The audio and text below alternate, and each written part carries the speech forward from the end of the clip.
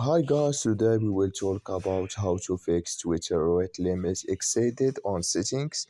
We'll click here on settings, then we come here to settings window and we will go down. We will click here on apps, then we will go to this is window and we will just go down here to looking for Twitter app. We'll just go down here to find Twitter and we will click here on Twitter. Then we come here to next window here, like you say, we will click here on for stop.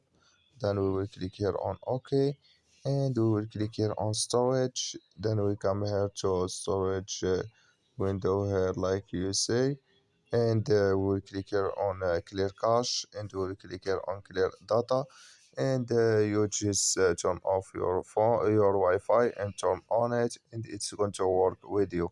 So thank you for your watching. Don't forget to support us by like and subscribe, and see you in next video.